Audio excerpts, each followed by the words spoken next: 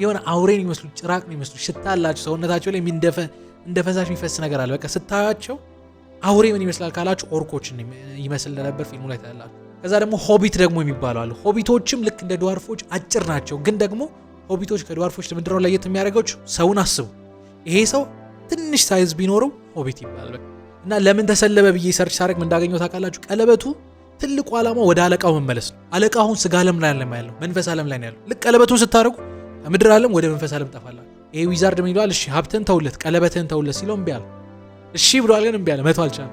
እንደሱ ሆኖ አሁን ሞርጎዝ የሚባለው ዳርክ ሎርድ እያለ ሳውሮን ከሱ ስር ነበራል።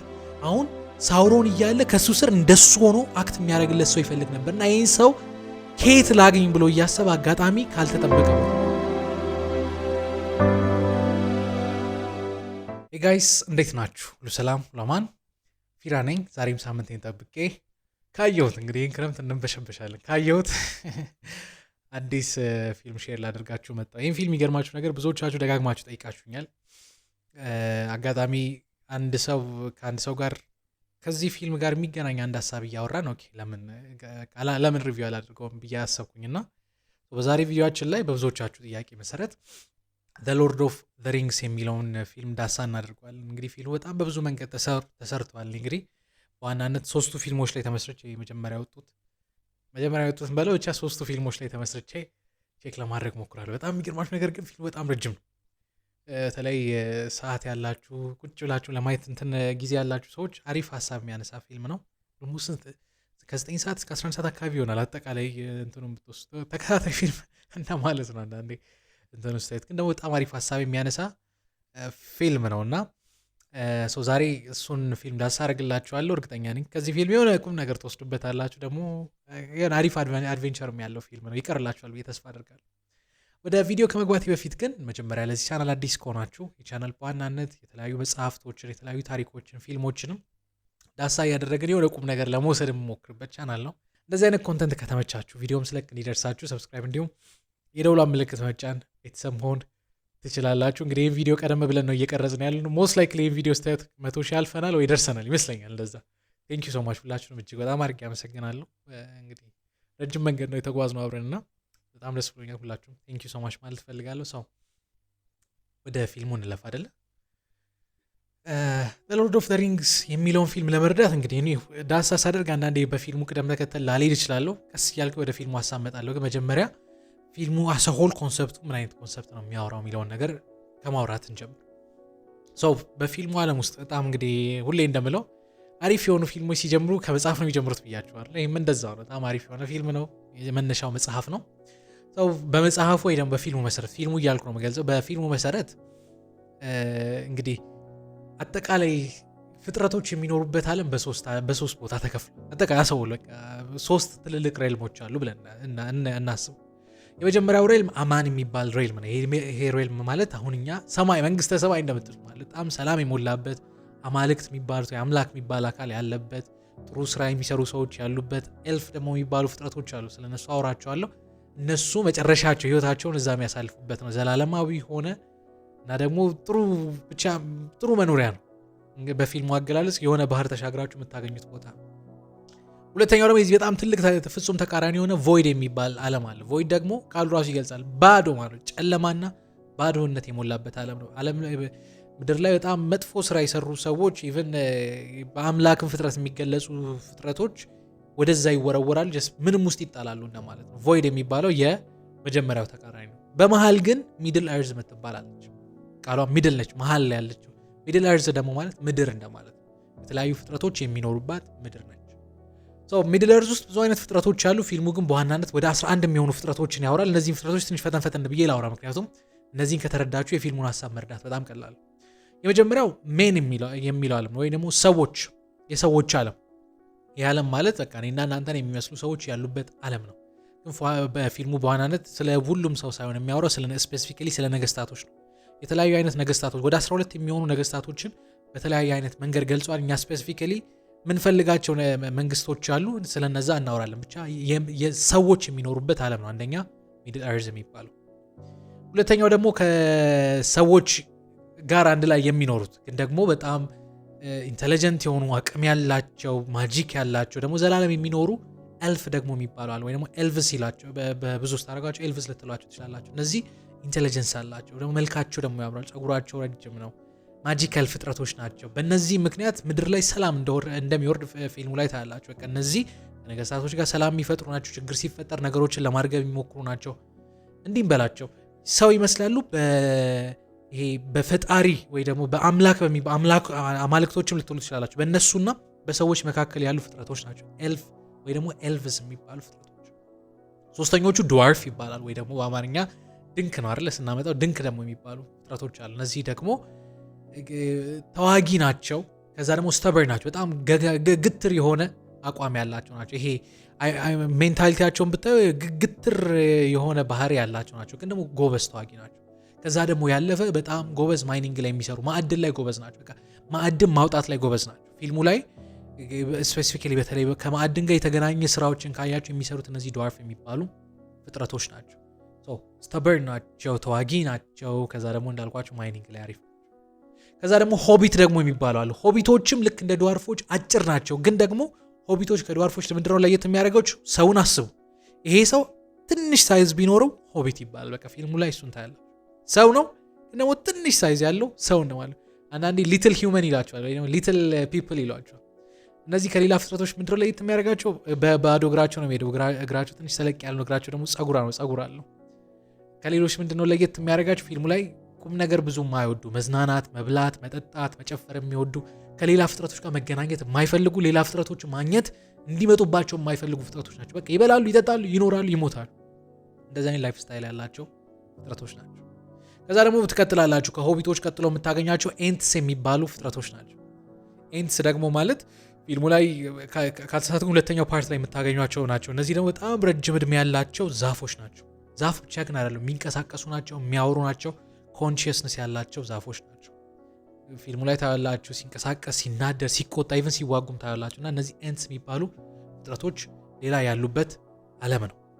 ከዛ ደግሞ ትመጣላችሁ ካልተሳሳትኩኝ ስድስተኛ መሰለኝ አይደል? ስድስተኛው ደግሞ ፊልሙ ላይ የምታገኙት ፍጥረት the great eagles የሚባሉ ናቸው። ወይ ደግሞ በጣም ትልቅ ሳይዝ ያላቸው ምድር የሚባሉት the great ንስሮች ማለት ነው። እነዚህ ንስሮች ብዙ ጊዜ ለዊዛርዶች የሚታዙ ወይ ደግሞ ለአስማተኞች የሚታዙ ናቸው። ደግሞ ሂሮ የሆኑ ሰዎችን አንዳንዴ ልክ እንደ መልአክ ልትሏቸው ትላላችሁ እየመጡ የሚያድኑ ናቸው። ከዛ ሰባተኛ ላይ ዊዛርድን ታገኛላችሁ። ዊዛርድን ሰባተኛ ያረኩበት ከዚህ በኋላ ማውራቸው መጥፎ ደግሞ የሚባሉ ካራክተር ሆነው የተገለጹ ፍጥረቶችን ነው። ዊዛርዶችን ለምንድነው በዚህ መሀል ያረከው ካላችሁ፣ ዊዛርዶች ፖቴንሻል አላቸው። ምን አይነት ፖቴንሻል? ማጂክ የመስራት ፖቴንሻል አላቸው። ከዛ ደግሞ ጥሩም የመሆን መጥፎም የመሆን ፖቴንሻል እንዳላቸው ፊልሙ ላይ ታያላችሁ።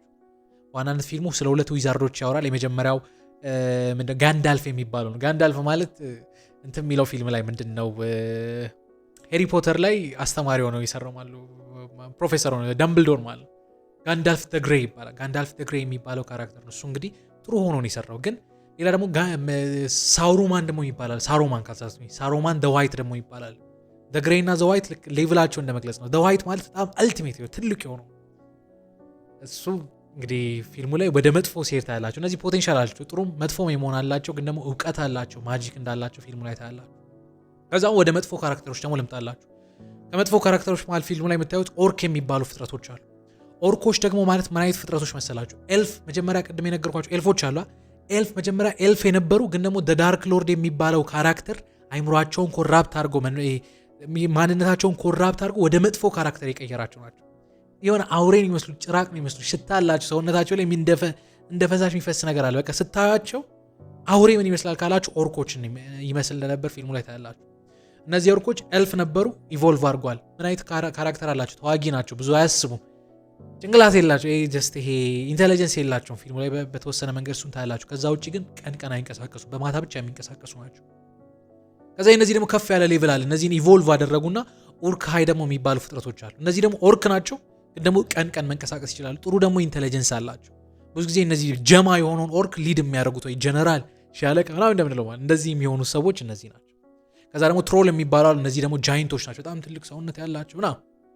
ከዛ የመጨረሻዎቹ ፍጥረቶች ፊልሙ ላይ የምታዩት 11ኛው አይ ቲንክ 11ኛ ይመስለኛል አሁን ባወራት ቅደም ተከተል 11ኛው ደግሞ ናዝጉል የሚባሉ አሉ። ናዝጉል ደግሞ ማለት የሆነ ሰዓት ላይ ሰው የነበሩ ግን ደግሞ አሁን ለዳርክ ሎርድ እንደ መልአክ የሆኑ እንደ ጭፍራ የሆኑ ካራክተሮች ናቸው።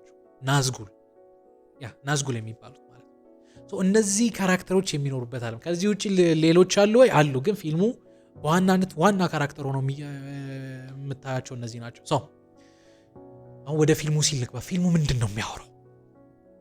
በመጀመሪያ እንግዲህ ሁሌ ታሪክ ሲጀምር በመጀመሪያ ብሎ አይደለም የሚጀምረው። በመጀመሪያ ሁሉም ፍጥረቶች በሰላም ይኖሩ ነበር። አሁን የገለጽኩላችሁ ፍጥረቶች ያም ሁሉም በራሱ ጎን የሚኖሩ ፍጥረቶች ነበሩ። ግን ከነዚህ ፍጥረቶች መሃል እንደ ፈጣሪ ተደርጎ የሚገለጽ አንድ ሞርጎዝ የሚባል ካራክተር አለ። ሞርጎዝ ምን አይነት ካራክተር ነው ካላችሁ ፊልሙ ላይ ቀጥታ የሚገልጸው ዳርክ ሎርድ ብሎ የመጀመሪያ ወይ ደግሞ ፈርስት ዳርክ ሎርድ ብሎ ምን አይነት ካራክተር ነበረው ካላችሁ ልክ እንደ አምላክ ነው። ክሬት ማድረግ ይችላል። በጣም ትልቅ ኃይል ነበረው። ግን አንድ የሚጠላው ነገር አለ። ምን ካላችሁ እሱ ከፈጠራቸው ፍጥረቶች ውጪ ያሉትን ሌላ ፍጥረቶች ይጠላል። ማጥፋት ይፈልግ። ምን አይነቱ ናቸው? ኤግሎችን ማጥፋት ይፈልግ ነበር። ኤልፎችን ማጥፋት ይፈልግ ነበር። ሰዎችን ማጥፋት ሆቢቶችን ማጥፋት ይፈልግ ነበር። እሱ ከፈጠረው ፍጥረት ውጪ ሌላውን አጥፍቶ የራሱን መንግስት መፍጠር የሚፈልግ ልክ እንደ አምላክ ያለ ፊገር ነው። ሊትራሊ ፈርስት ዳርክ እና ይሄንን ለማድረግ ኦርኮችን ፈጠረ። ከዛ መጀመሪያ ኦርኮች ሊትራሊ የተፈጠሩ ናቸው። ከዛ ደግሞ ከኤልፎች ደግሞ ኢቮልቭ እያደረገ ወደ ኦርኮች ይቀይራቸው ነበር ኤልፎች። ይህንን ያደርግ የነበረ አንድ ትልቅ ዳርክ ሎርድ ነበር። ይሄ ትልቅ ዳርክ ሎርድ ግን ልክ እንደ መልአክ ያለ አንድ ትልቅ ጭፍራ ነበር። ይሄ ጭፍራ ሳውሮን ይባላል። አሁን ፊልሙ በዋናነት ዳርክ ሎርድ ብሎ የሚያወራው ሳውሮን ነው። ሳውሮን ሁለተኛው ዳርክ ሎርድ ነው። መጀመሪያ ሞርጎዝ የሚባል ትልቅ ዳርክ ሎርድ ነበር።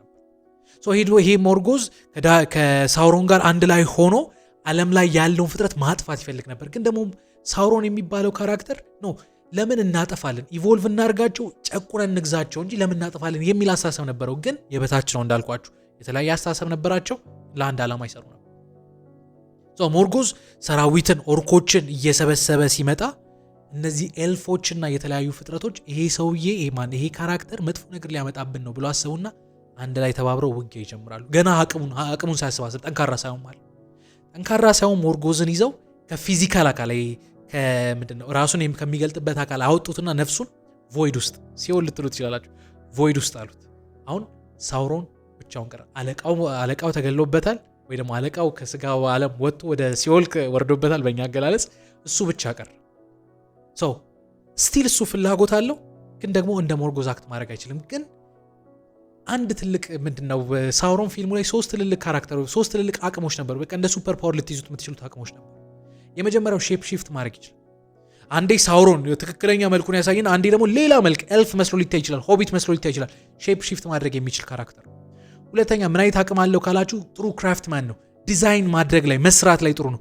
የሆነ በቃ አሁን እኛ አርክቴክት ምናምን እንደምንላቸው የለም፣ እንደዛ አይነት ጎበዝ ክራፍትማን ጎበዝ ስሚዝ እንደነበር ፊልሙ ላይ ታያላችሁ። ሶስተኛው ኦርደርን ምንድነው መግዛት የሚችል ነው። ስርዓት ማውረድ የሚችል ነው። በራሱ ሀሳብ ኤቭሪቲንግ ማስተዳደር የሚችል ነው። ሞርጎዝ አቀደ የእሱን ሀሳብ ወደ ምድር ሲያወርድለት የነበረው ሳውሮን የሚባል ይችን ካራክተር ደጋግሜ ስም ስጠራ አእምሯችሁ ላይ እንድትይዙት ነው። ፎቶን ያስቀምጥላችኋል። ሳውሮን የሚባለው ካራክተር አሁን ያለ አለቃው ሄዶበታል፣ ሰራዊቱ ተበትኖበታል። ስለዚህ የራሱን ሀሳብ ምድር ላይ ለማውረድ ራሱን ሼፕ ሺፍት አደረገ። ሼፕ ሺፍት ወደ ምን እንዳደረገ ታውቃላችሁ? ከኤልፎች መካከል አንደኛ ሆኖ ይሄ ራሱን እንደ ስሚዝ ክራፍትማን ነው ብያቸዋል። ጥሩ የእጅ ሰራተኛ ነው ብያቸዋል። ሰራተኛ መስሎ ኤልፎች መካከል ማንም ማንነቱን አልጠረጠረም። አንደኛ ጠላት ሆነ ፊት ለፊት አትሄድም። ሁለተኛ መልኩን ቀይሯል። ስለዚህ ተቀበሉት። ገባዝ ትንሽ ከቆየ በኋላ ኤልፎች መካከል ትንሽ መታመን ሲታመን አንድ ነገር ማድረግ ጀመረ። ምን ማድረግ ጀመረ መሰላችሁ? እነዚህ ኤልፎች እውነት ነው በጣም ጥሩ አቅም አላቸው፣ ምን አላቸው፣ ግን ደግሞ ሁሌ የጠንካራ ሆነ የሚደክሙበት ጊዜ አለ። ሲደክሙ ያኔ ወይ ቅድም ገነት ወዳልኳችሁ ቦታ በባህር ይሻገራል። ካልሆነ እየደከሙ ይመጣል። ምን አላቸው? እናንተ እኮ ትልቅ ማጂካል ፍጥረቶች ናቸው። ለምን ሌላ ማጂክ አንድ ላይ ጨምራችሁ ራሳችሁን ከእንደገና ሪቻርጅ የምታደርጉበት ገነት ነው ቦታችሁ፣ ያምራል ቦታው፣ ግን አረንጓዴነቱን እያጣ ነው። ኃይላችሁን የምታድሱበት። ኤልፎች በነገራችን ላይ ምድር ላይ ካሉ ሰዎች ሰላም ይሆናል። ችግር ሲፈጠር ሄዶ ሰላም መፍጠር የሚችሉ ካራክተሮች ናቸው። ጥሩ ማጂክ ስለነበራቸው እናንተ ከሌላችሁ ስለሚጎዳ ለምን አንድ ማጂክ ክሬት አታረጉ? ይህ ማጂክ ልክ እንደ ባትሪ ነው። ኃይላችሁን የሚያድስላችሁ ነው፣ የሆነ አቅም የሚሰጣችሁ ነው። ለምን እሱን አትፈጥሩም አላቸው። ምንድን ነው ተብሎ ሲያወሩ ይህን ራሳቸውን ቻርጅ ለማድረግ የሚፈጥሩበት ማጂክ የቀለበት ማጂክ ነው። ማጂክ የተለያዩ ማጂኮችን አመጡና ከንጹህ ወርቅና ከተለያዩ የከበሩ ድንጋዮች የለምን ቀለበት አንሰራላቸው ራሳችሁን የምታድሱበት። ይህን ለማድረግ ሀሳብ ነው ያመጣው። እንደሚደረግ ያውቃል፣ ግን እንዴት መደረግ እንደሚችል ያውቃል። እሱ ክራፍት ማድረግ ነው። ማጂኩን አያውቅም። ይሄ ማጂክ የሚያውቅ ሌላ አንድ ስሚዝ ከኤልፎች መካከል ያመጡና እሱንና ኤልፍ እነዚህ አንድ ላይ ሆነው እነዚህን ቀለበቶች መስራት ይጀምራሉ። ቀለበቶቹ መስራት ጀምሮ 16ኛ ቀለበት ላይ ደርሱ። እንግዲህ ብዙ ቀለበቶችን ለመስራት እንዳሰቡ ትንሽ ትረዳላችሁ። ልክ 16ኛው ቀለበት ላይ ሲሆን ግን አሁን ይሄ ሳውሮን የሚባለው ካራክተር እንዴት እነዚህ ቀለበቶች እንደሚሰሩ ጥበብን ይዟል፣ አውቋል። 16ቱን ቀለበት ወስዶ ሞርዶን የሚባል አንድ ዳርክ የሆነ የጨለማ ከተማ ነበር። ወደዚያ ከተማ ሄደ። ለምንድነው ወደዛ ከተማ ሄደው? እዛ ከተማ ውስጥ አንድ በጣም ትልቅ እሳተ ገሞራ አለ። ምን ያደርጋል መሰላችሁ? እዛ እሳተ ገሞራ ጋር ይሄድና ከንጹህ ወርቅ ወስዶ አንድ ትልቅ አቅም ያለው ራሱን የቻለ ምንድነው ቀለበት ይሰራል። እና ልክ ይህን ቀለበት ከእሳት ውስጥ እንዳወጣው ማጂካል ስፔል ያወራበታል። ምን አይነት ስፔል መሰላችሁ? አንዷ ታላቋ ቀለበት ይላታል። እቺ ታላቅ ቀለበት ምን አይነት ቀለበት ነች? ሌሎቹን ቀለበቶች የሚፈልግ አንደኛ ቀለበቶቹን የሚሰበስብ ከዛ ቀለበቶቹን የሚገዛ ካለ በኋላ ኢን ዳርክነስ በጨለማ ውስጥ አንድ የሚያደርጋቸው ትልቁ ቀለበት ብሎ ስፔል ያወራበታል። ይህ ስፔል ቀለበቱ ላይ ይጻፍ ማለት ነው። 16 ቀለበቶች ተሰሯል። እነዚህን 16 ቀለበቶች የሚገዛ አንድ ትልቅ ቀለበት ሰራ ማለት። ያንን ቀለበት ለራሱ አደረገ። አሁን የራሱን ሐሳብ ወደ ምድር ማውረድ የሚችልበት ፖቴንሻል ነው። ልክ ያኛው ኤልፍ ከሱ ጋር ሲሰራ የነበረው ስሚዝ ወይ ከሱ ጋር ሲሰራ የነበረው ካራክተር ይሄን ሲያቅ በድብቅ 3 ቀለበቶችን ይሰራና ለኤልፎች ይሰጣል። ግን ደግሞ ሐሳቡን ይነግራቸው። አብሮን ሲኖር የነበረው ሳውሮን ነው፣ ሌላ አዲሱ ዳርክ ሎርድ። ስለዚህ የሆነ ጦርነት እየመጣ ስለሆነ ራሳችሁን አዘጋጁ ብሎ ይነግራቸው። ሳውሮን በዚህ ጊዜ ምን ያደርጋል? አሁን ያልኳችሁ ፍጥረቶች ጋር ይሄዳል። በተለይ ደግሞ መጀመሪያ ሄደው ሰዎች ጋር ሄደና ለኔ ከተገዛችሁ፣ ለኔ ሐሳብ ከተገዛችሁልኝ ኃይለኛ የሚያደርጋችሁን ቀለበት ልስጣችሁ፣ 16ቱን ቀለበቶች ማከፋፈል ማለት ልስጣችሁ ብሎ ለ9 ነገስታቶች ይሰጣቸዋል። በቀላሉ አይምሯቸው ኮራፕትድ ሆነ። ኃይል ልስጣችሁ ነው ያላቸው። ማን ኃይል ይጠላል? 9ኙን ቀለበቶች ወሰዱ። ግን አትርሱ፣ እነዚህ እሱ ጋር ያለው ቀለበት እነዚህ 9ኙን ቀለበቶች አይምሯቸውን ኮንትሮል የሚያደርግ ነው። አይምሮ ግን ኮንትሮል ለመደረግ ፍላጎታችሁ ይሄ የልባችሁ ሐሳብ አስሶ ማኒፑሌት የሚያደርጋችሁ እነዚህ ሰዎች ስልጣን የፈለጉ ከነሱ ላይ ስልጣን ያለው አካል ሲመጣ አይምሯቸው ኮንትሮል ይሆናል። 9ኙን ለነዛ ስጠና የቀሩን 7ቱን ግን ለድዋርፎች ሰጠ። ድዋርፎች ስልጣን አልነበረም የሚፈልጉት፣ እነሱ የሚፈልጉት ማዕድን ነው። ልክ ቀለበቱን ሲወስዱ ሰዎቹ ማኒፑሌት እንዳደረገው እነዚህ ማኒፑሌት ማድረግ አልቻለም። እነዛ እንደውም ይበልጥ ማዕድኖችን የሚያገኙበትን ጥበብ አገኙ። መሬት ውስጥ በጣም ጠልቀው የተለያዩ ማዕድኖችን ማግኘት እንደጀመሩ ታያላችሁ። እንደሚፈልጉ ሐሳብ አልሆኑለትም። ማን? ድዋርፎች። 9ኙ ነገስታትስ ከሱ ጋር መቆም እንደጀመሩ ታያላችሁ። አሁን የሰው ነገስታቶች ከሱ ጋር አሉ። አይምሯቸውን ኦልሬዲ ኮራፕት አድርጎታል። ከዛ ኦርኮችን አመጣ፣ ከዛ ትሮሎችን አመጣ። እነዚህን ሁሉ ሰበሰበና ከሰው ልጆች ጋር ጥል ይመጣል። ምንድነው ጥሉ? ነገስታቶችን ጥሎ ራሱ የራሱን መንግስት መፍጠር፣ የራሱን ኦርደር ማምጣት። በጣም በሚገርማችሁ ሁኔታ በዚህ ጊዜ 2 የሰው ከተሞች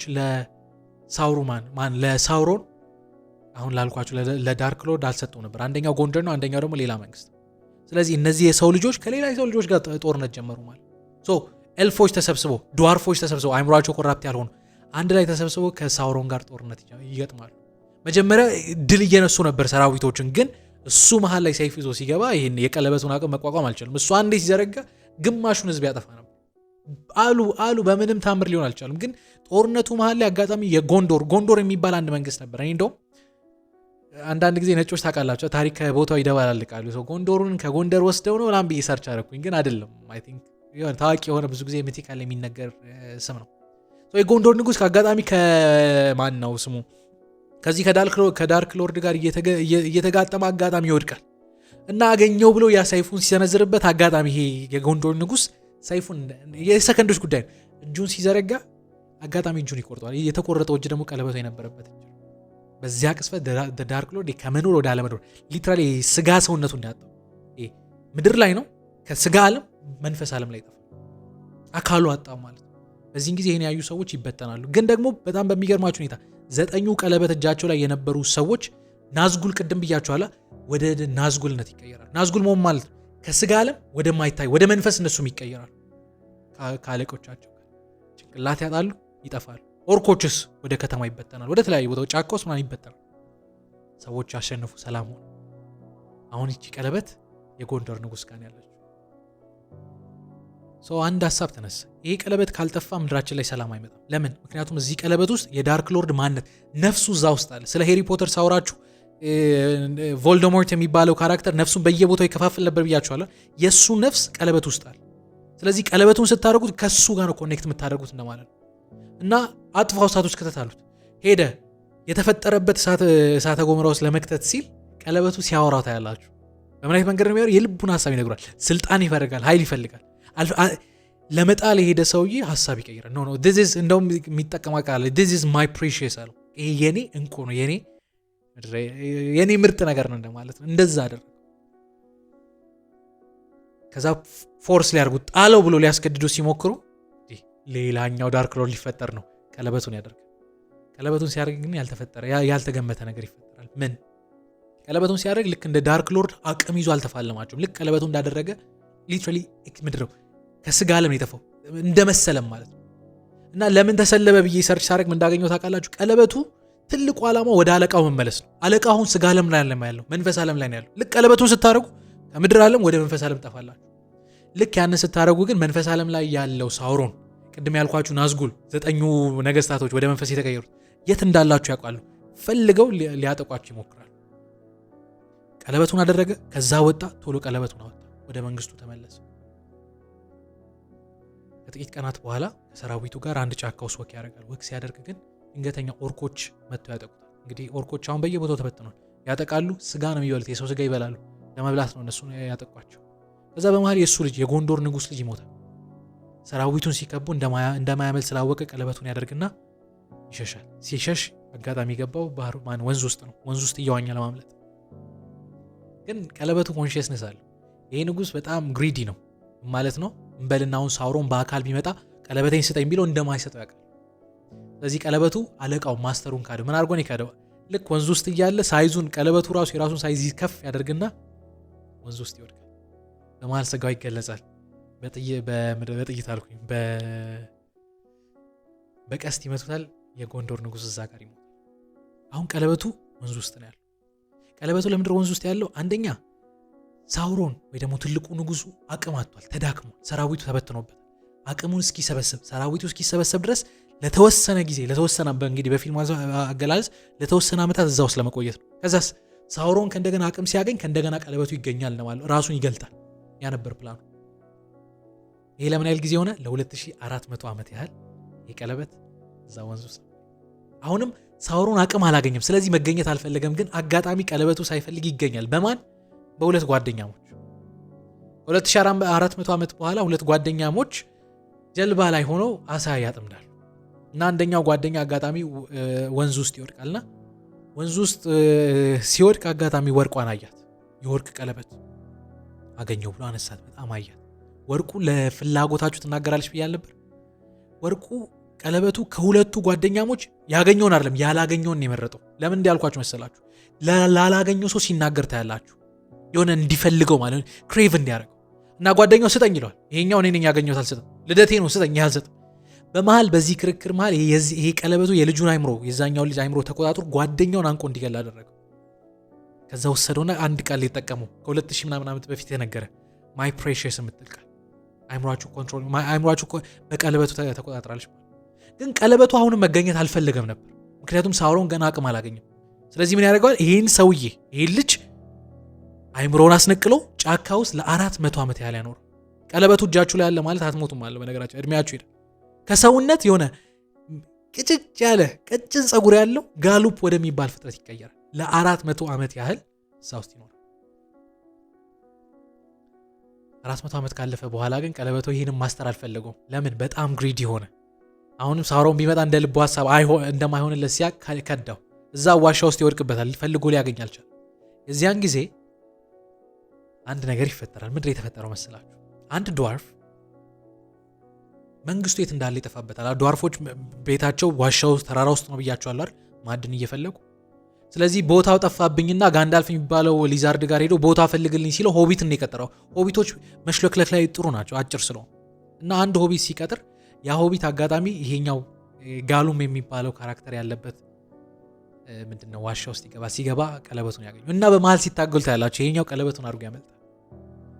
ገና አሁን ሳውሮን ገና አቅም አላገኘም።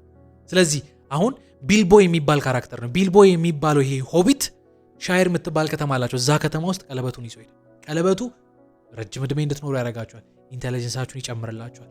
አሁን ሳውሮን ገና ዝግጁ ስላልሆነ ይሄ ሰው ለ60 ዓመት ያህል ይሄን ቀለበት ይዞ አጠቃላይ እድሜው ፊልሙ የሚጀምርበት ፓርት ላይ የመጣው ፊልሙ ሲጀምር እድሜው 111 ዓመት ነው። የኔ አይል ዓመት ማንም አይቆይም። እንደውም አንዳንዶች ይሄ ሰውዬ እንዴት የኔ አይል ዓመት የቆየው ብሎ ሲጠይቁት ያላችሁ ልክ 111 ዓመት የሞላው ሰሞን ግን አዲስ ነገር ይፈጠራል። ምን አትለኝም? ሳውሮን አቅሙን ሰብስቦ ራሱን አሁን ሲገልጥ እንደ ድሮ በተዋጊነት አይደለም የሚገለጠው። ቅድም ሞሮን የሚባል ከተማ አላልኳችሁም? እዛ ከተማ ውስጥ አንድ ትልቅ ዳርክ ታወር የሚባላል። እዛ ዳርክ ታወር ውስጥ አንድ በጣም ትልቅ አይን ሆኖ ነው የተገለጠው። the all seeing አይን፣ ሁሉን የሚያየው አይን ሆኖ ነው የተገለጠው። እሳት ነው ደግሞ አይን። ስለዚህ አሁን ሳውሮን በፊዚካል ወርልድ ላይ ስለተገለጠ ሰራዊቶቹ መሰብሰብ ጀመሩ። ከዛ ቅድም ያልኳችሁ ናዝጉሎች ወደ መንፈስ የተቀየሩት የሉ እነሱ አሁን ወደ ስጋ ዓለም በተወሰነ መንገድ መምጣት ጀምሯል፣ ግን ስጋቸው አይታይም። ስለዚህ ማድረግ ጀመሩ። ትልቅ ሁዲ የሚመስል ነገር ይለብሳሉ። ያን ሲለብሱትን በተወሰነ መንገድ ሼፓቸው ይታያል፣ ግን ፊታቸው አይታይም። አሁን ፈረስ መጋለብ፣ ድራገኖች መጋለብ ይችላሉ። አሁን እየተመጣ ነው። አሁን ጦርነት እየመጣ ነው። ራሱን እያደሰ ነው። እንደ ድሮ ተዋጊ አይደለም፣ ግን ተዋጊዎች አሉት። ግን ምን ማድረግ ይችላል? ሁሉንም ነገር ማየት ይችላል። ኦርኮች ንጉሳቸው ሲሰበሰብ እነሱም መመለስ ጀመሩ። አሁን እየታደሰ ነው። አሁን አንድ ነገር ነው የሚቀረው። ምን? ቀለበቱ። ይሄ ቀለበት የት ሊሆን ይችላል ተብሎ እየተፈለገ ነው። በመሃል ጋሉም የሚባለውን ካራክተር ይሱታል፣ ቅድም ያልኳችሁ እና ሲያሰቃዩታል። የት ነው ቀለበቱ ያለው ብሎ ያስጨንቁታል። እና በጣም ሲያሰቃዩት ይነግራቸዋል። ሆቢቶች መካከል ያለው፣ ሆቢቶች ደግሞ ያሉት ሻይር የሚባል ከተማ ውስጥ ነው ብሎ ይነግራቸዋል። ስለዚህ ዳርክ ሎርድ ናዝጉሎችን ይልካቸዋል። ቅድም ያልኳችሁ 9 ነገስታት የነበሩት አሁን ግን መልአክ የሱ ጭፍሮች ወደ ሻይር ደግሞ ሰላማዊ ከተማ ነች ብያቸዋል። መብላት መጠጣት የሚያውቁ ናቸው። እነዚህ ካራክተሮች በተላኩበት ጊዜ ይሄ ቢልቦ ያልኳችሁ ካራክተር 111ኛ ዓመቱን የሚያከብርበት ጊዜ ነው። በእነሱ ካራክተር በእነሱ ባህል መሰረት የልደት ጊዜ እናንተ አይደለም ስጦታ አትቀበሉም። እናንተ ሰው ስጦታ አይደለም ያመጣላችሁ፣ እናንተ ናችሁ የምትሰጡት። ድግስ አይደገስላችሁም፣ እናንተ ናችሁ የምትደግሱት። በቃ ይሄ ባህላቸው ነው። በቃ መብላት መጠጣት ነው የእነሱ ካራክተር። በጣም ብዙ መጽሐፍቶችን ይጽፍ ስለነበር በቃ ረጅም እድሜ ኖሯል። እዛ መሀል መኖር አልፈለገም። ረጅም ሰዓት በቃ ከራሱ ጋር ጊዜ ማሳለፍ ስለፈለገ ሰዎች መሀል መጥቶ እድሜን ስላከበራቸው አመሰግናለሁ፣ ከዚህ በኋላ ግን አንገናኝም፣ ጠፍቻለሁ የሚል አይነት ነገር ንግግር ሊያደርግ ነው ያን ልደት ያዘጋጀው እና ወጣ ተናገር፣ በቃ ጠፍቻለሁ ብሎ ማንም ሳይ ከጀርባ ቀለበቱን አደረገ። ቀለበቱን ሲያደርግ እንዳልኳችሁ ቀለበቱ መገኘት ስለሚፈልግ ከስጋ ዓለም ወደ መንፈስ ዓለም ይጠፋል። ኢንቪዚብል ይሆን ተደብቆ ተሽለክልኮ ይወጣል። ልክ ሊወጣ ሲል ግን ጋንዳልፍ የሚባለው ዊዛርድ ያገኘዋል። ያኔ ይጠረጥራል። ይሄ ቀለበት ምን አይነት ቀለበት ነው ይሏል። ያኛው ሊናገር አልፈለግም። አይ ዝም ብሎ የሆነ ነገር ይሏል። ከዛ አንድ ቃል ተናገረ ጋንዳልፍ። ይሄ ቀለበት ያኛው ቀለበት እንደሆነ ያወቀበት በጣም የሚያምር ቀለበት ነው አለና ይችን ቃል ተጠቀመ። ማይ ፕሬሺየስ የምትል ቃል ተጠቀመ። ይሄ ቃል ከአንተ በፊት ብዙዎች ብለውታል ይሏል። እና ይህ ሰው አይ ነው እኔ ከዚህ ከተማ መውጣት የምፈልገው መጽሐፍ መጨረስ ስለምፈልግ ነው ብራም ብሎ ብዙ ያወራል። ግን በዚያን ጊዜ የሚያሳድገው እናትና አባቱ የሞቱበት ያጎቱ ልጅ የወንድሙ ልጅ ነበር ፍሮዶ የሚባል። ስለዚህ እያንዳንዱን ሀብቴ ለሱ አሳልፍ ያለው፣ ስለዚህ እሱን ተንከባከብልኝ፣ እኔ ከዚህ ከተማ ማምለጥ እፈልጋለሁ አለና ይሄ ዊዛርድ ምን ይሏል? እሺ ሀብትን ተውለት፣ ቀለበትን ተውለት ሲለው እምቢ አለ። እሺ ብሏል፣ ግን እምቢ አለ፣ መተው አልቻለም። ቀለበቱ ይስባቸዋል፣ ይይዟቸው። በዚያን ጊዜ በብዙ ክርክር ቀለበቱን ተውለት ሄደ። ይሄ ጋንዳልፍ ያልኳቸው ዊዛርድ ቀለበቱን ሊያነሳ ሲል አጋጣሚ አንድ ራእይ ያያል። ምን ራእይ ያየ? ሳውሮን ዳርክ ሎርድ ስጋ ለብሶ ወይ ደግሞ አካላዊ ማንነቱን ይዞ በጣም ትልቅ ጦርነት ከ3 ሺህ ምናምን ዓመት በፊት የነበረው ጦርነት ሊመጣ ነው የሚል መገለጥ ያገኝ። ይህ ያስደነግጣል። ስለዚህ የቀለበቱን ኃላፊነት ለፍሮዶ ይሰጠውና ራሱን ለማዘጋጀት ሄደ። ወዴት ነው ሄደው ካላችሁ ወደ ትልቁ ዊዛርድ ሳውሮማን ወደሚባለው ዊዛርድ ነው ሄደው። በመሀል ግን አንድ ነገር ተፈጥሮ ምን ተፈጠረ መሰለ? ሳውሮን እንደ በፊቱ አሁን ጠንካራውን መንቀሳቀስ አይችልም። ስለዚህ እንደሱ ሆኖ አሁን ሞርጎዝ የሚባለው ዳርክ ሎርድ እያለ ሳውሮን ከሱ ስር ነበራል። አሁን ሳውሮን እያለ ከሱ ስር እንደሱ ሆኖ አክት የሚያደርግለት ሰው ይፈልግ ነበርና ይህን ሰው ከየት ላገኝ ብሎ እያሰበ አጋጣሚ ካልተጠበቀ ቦታ ያገኝ። ከየት አገኘ ካላችሁኝ ይሄ ሳውሮማን የተባለው ዋይት ዊዛርድ፣ ለዛውም ነጩ ኃይል ያለው በጣም ፌር የተባለው ዊዛርድ ወይ ደግሞ አስማተኛ የእሱን አይምሮ ኮንትሮል ለማድረግ ይሞክራል። እንዴት ኮንትሮል አደረገ መሰላል? በዚያን ጊዜ ኤልፎች ክሬት ያደረጉት አንድ ማጂክ አለ፣ ፓሌንቴር የሚባል ይህንን ዳሳ እንዳደርግ ያደረገኝ አንደኛ ይቺ ፓለንተር የምትለው አቃለች። ፓለንተር ምን አይነት መሰላችሁ? በእኛ ዘመን ስልክ ማለት ነው። ክብ ነች። ብዙ ጊዜ ፊልም ላይ ታችኋል። አስማተኞች የሆነች ክብ ነገር ያስቀምጡና ከዛ ጣፈንተ ታየኝ ምናምን የሚሉት አይነት እንትን ልክ እንደዛ ነው ፓለንተር። እና ኤልፎች በጣም ብዙ እንደዛ ማጂኮች ነበራቸው፣ ግን ወደ ሰው ዓለም ያመጡት 7 ብቻ ነው። ሶ እነዚህን 7ቶች በተለያየ ቦታ ተቀምጧል። አንደኛው የተቀመጠው እዚህ ሳሩማን ጋር። ሶ ምን አይነት ካራክተር ምን አይነት ማጂክ አለው መሰላችሁ? ይሄኛው የትም ቦታ ካላችሁበት የትኛውም ነገር ሩቅ ሆናችሁ ማየት የምትችሉበት። እዚህ ቁጭ ብዬ የሆነ ከተማ ውስጥ እየተፈጠረ ያለውን ነገር ላይ ይችላል። ግን ደግሞ እሱ ብቻ አይደለም። ልክ እንደ ስልክ 2 ፓለንቲር፣ ለምሳሌ እኔ እዚህ ሆኜ እናንተ እዛ ፓለንቲር ከያዛችሁ ኮሚኒኬት ማድረግ እንችላለን፣ መነጋገር እንችላለን። ሲስተም ነው ማለት ልክ እንደ ስልክም ነው። እና ሳውሮን ምን አደረገ? አንድ ፓለንቲር ሄዳችሁ አምጡልኝ አለ። ጭፍሮቹ አመጡለት። ስለዚህ ማለት ነው አሁን ሲስተም ውስጥ ቫይረስ ገብቷል ማለት። ይሄ ቫይረስ ማንን አገኘ ካላችሁ አሁን ሳውሮንና ስሙ ይመሳሰላል። ሳውሮንና ሳውሮማን ይለያያል። ሳውሮማን ዊዛርድ ነው፣ ሳውሮን እንደ ዳርክ ሎርድ። ሶ ይሄ ሳውሮማን ቁጭ ብሎ ይሄን እያየ ባለበት ሰዓት ድንገት አይምሮን ኮራፕት ያደርጋል። ከማጋ ኮሚኒኬት አደረገ ከሳውሮን። ሳውሮን አይምሮን ተቆጣጠረ። ስለዚህ ምን አለው? እኔ ምድር ላይ እየነበርኩ ምድር ማደርገውን ነገር አንተ አድርግልኝ። እንዴት? ኦርኮችን አምጣልኝ። ከዛ ኢቮልቭ እንዲያደርጉ ኦርካ ደግሞ ፍጠርልኝ። ፀሐይ ላይ እኔ እንዲዋጉልኝ ይፈልጋሉ። ትሮሎችን አምጣልኝ፣ ሰራዊት ሰብስብልኝ። ከዛ ደግሞ ሰዎች መሀል ሆኖ ከኤልፎች ጋር ከምኖች ጋር የተጣሉ ነበሩ፣ እነዛን አምጣልኝ ብሎ ከእንደገና ሰራዊት እንዲሰበስብለት ለሳውሮማን ይሰጣል ኃላፊነት። ይህንም ማን አያውቅም? ጋንዳልፍ የሚባለው ካራክተር አያውቅም። ስለዚህ ያየውን ራእይ ለትልቁ ዊዛርድ ለትልቁ አስማተኛ ለመንገር እሱ ጋር ይሄዳል። ልክ እሱ ጋር ሲሄድ ነገረው። አንድ ራእይ አይቻለሁ። ምን? ሳውሮን ተመልሷል። እንዴት አወክ? ቀለበቱን አገኘው አይደለም ያለው፣ የሆነ ራእይ አየው። ምን አይነት ራእይ? ትልቅ አይን አየው። ሳውሮማን እንደነገጠ ማለት ገብቶታል እንዳወቀ። ከዛ ነው አሁን ጊዜው ነው በቃ ጦርነት እየመጣ ነው ምናምን ብሎ ሳውሮማን ለማስረዳት ሲሞክር ጋንዳልፍ ይደነግጣል። እንዴት አወክ አንተ ይሄን ብሎ ጠየቀው። ይሄ እኮ ሊነግረው ነው ሄደው፣ ግን ያ ቀድሞ ያውቃል። ይህን ሲያይ ኦኬ እዚህ ነገር ላይማ ችግር አለ ብሎ ለማምለጥ ፍሮዶ የሚባለውን ካራክተር አላውቅም እንግዲህ ገና ጩጬ የሆነ ሆቢት ነው። እሱን ለማስመለጥ እሱን ለማለት ለእሱ ለመንገር እሱ ጋር ሊሄድ ሲል በር ላይ ቆልፍበታል። እሱን እዛ ያስሯል። አሁን ሳውሮን እየተነሳ የራሱን ሰራዊት እየሰበሰበ ፊልሙ እንግዲህ ይመስላል። እስካልን ነው እንግዲህ ኦቨርኦል ኮንሰፕቱ ይሄ ነው። አሁን ፊልሙ ስትሄዱ የምታገኙት ኮንሰፕት ነው። ከዚህ በኋላ በጣም ብዙ ነገሮች ተፈጥሮ እንዴት ፍሮዶ ከዛ ተነስቶ ቀለበቱን ለመውሰድ እንደሞከረ በጣም ብዙ ነገሮችን ያወራል። እንግዲህ ምን እናድርግ መሰላችሁ? ዛሬ እዚህ ጋር ልጨርሰው ነው። ከዚህ በላይ ከሄድን ከአንድ ሰዓት በላይ ሊወስድብን ስለሚችል እዚህ ጋር ላቁመውና ፓርቱን ቀጣይ ሳምንት ይዤላችሁ እመጣለሁ። ፓርት 2 ፍሮዶ እና ኤልፎች እነ ጋንዳልፍ እንዴት ይሄንን ምንድነው አዲሱን ሳውሮን እና ሳውሮማን እንዴት ለመጣል ሞከሩ፣ እንዴት አዲስ ኪንግደም ቢውልድ አደረጉ የሚሉትን ነገሮች ቀጣይ ሳምንት እቀጥልላችኋለሁ። ከኔ ጋር ግን በዚህ ሳምንት የነበረን ቆይታ ይህን ይመስላል። አውቃለሁ አንጠልጥዬ እንትን እንዳደረኳቸው እንዲህ ባላረገው ሲያ ግን ሰዓት ሊሚት ስለሚያደርገን እዚህ ጋር ልጨርስ። ቀጣይ ሳምንት ክፍል 2 ይዤላችሁ እመጣለሁ። አብራችሁኝ ስለነበራችሁ አመሰግናለሁ። ቀጣይ ሳምንት ሰዎች ይበለን። መልካም ሳምንት